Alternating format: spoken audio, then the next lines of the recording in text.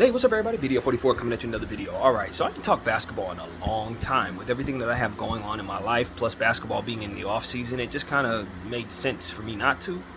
But there was a couple things in the NBA that I just got a chance to glance at, and I think it's pretty interesting. First of all, JaVale McGee is signing with the Kings. I don't know the framework on it. I just saw my boy posted that he's signing with the Queens, and I know what that means. He's signing with the Kings. So, yeah, that's that. Svi Mykhailiuk is going to be playing for the Celtics. I'm not happy about that. See, the thing about it is, Svi Mykhailiuk was drafted a Laker. I never want to see any Lakers wearing Celtic green. Now, I don't mind Celtics coming over to LA, but I do not like seeing LA guys go to the Celtics. But it is what it is. That's where he's going. What else? I don't remember what else I saw. Romeo Langford signed with Jazz. That's who he signed with. Romeo Langford signed with the Jazz. That is a good team, y'all.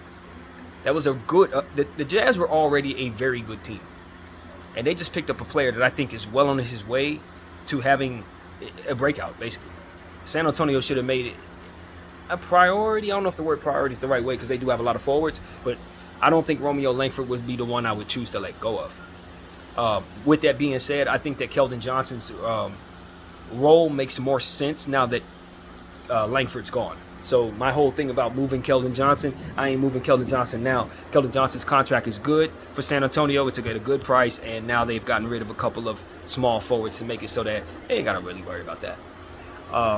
So I think that's going to be an addition by subtraction in a way, even though, again, you want Romeo Langford on your team if you're the Spurs.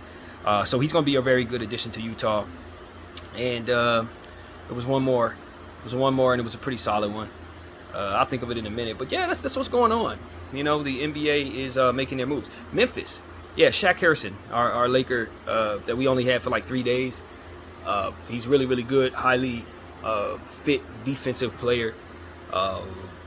Signed with Memphis. And that is a very good fit. He's going to be playing, obviously, behind Ja and everybody there. Bane.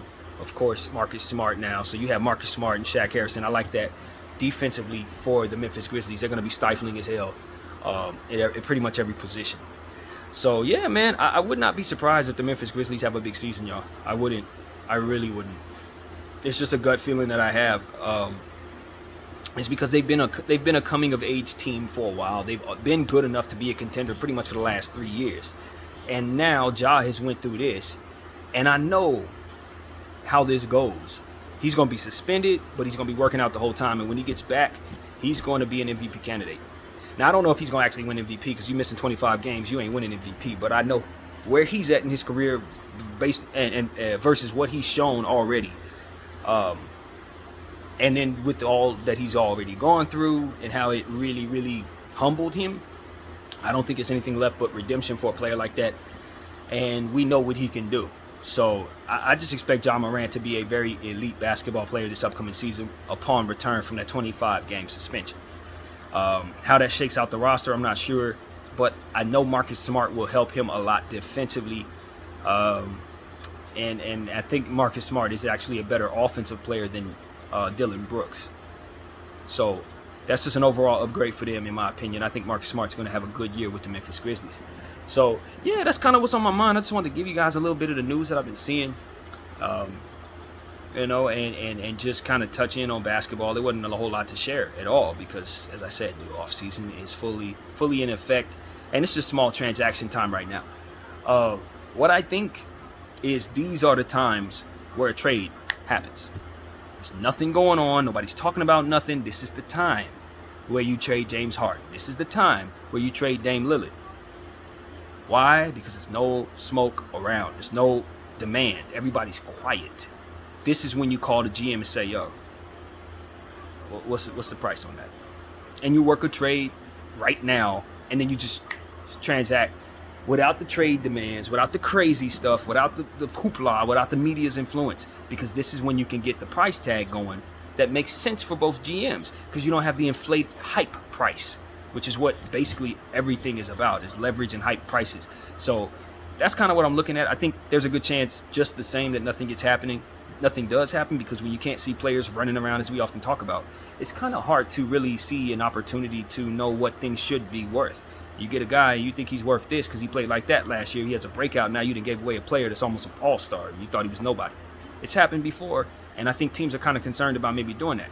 Now the flip side is if a guy gets injured and you could have traded him for something good, you're sitting there looking like you got egg on your face. So there's no real perfect science to this, and that's why I think it's a good chance anything could happen. But I'm telling y'all, I don't expect trades to be taking place when coaches and players and everybody's talking about it, media's talking about it. I don't think that has any positive reaction. I don't know if I'm wording any of this right, but I don't think it's really good for you when you're trying to make a trade if everybody's talking about it because of the price tags. So this is when I think the price could be a lot more reasonable for guys who want to move big players. Guy like Joel Embiid, this is now. You get him, you trade it now. You look up, you're like, whoa, Bob blessed the trade in the end of August. Like, this is when it happens because everything's quiet, but you're seeing transactions move, which means the market is in play and the media is silent. That's what that tells me. You didn't see all these guys sign in these last 2-3 weeks. All these dudes that are signing right now, they were quiet. But they're signing now. And that tells me that the market is open and the media is quiet. So my sense on this kind of thing, I will see, you know what I mean? We'll see if I have any senses on this. But my gut's telling me we could expect a trade any minute now. And it could be a big one too. But as long as the media's talking about it and God's talking about trade demands and all that stuff, trust me when I tell you, you ain't going to see nothing those weeks. Nah, it's going to have to be after. And this is after, basically, for that Joel Embiid stuff that we were talking about 2 weeks ago, James Harden stuff we were talking about 4 weeks ago. This is now to make those moves. So I don't know if they're going to pull the trigger on any transactions or anything like that. But as far as I can tell, this is the time to kind of start doing it. So that's what I'm here to say, man. I don't really have a long NBA video. I'm actually happy it's the offseason with all the stuff I got going on. But by the time the season comes around, I think it's reasonable to think that I could have some things settled, hopefully, and get back to what we often do. You know, talk about these Lakers and often talk about the NBA as a whole. So that's what I got. My name is BDF44. I thank you all for watching.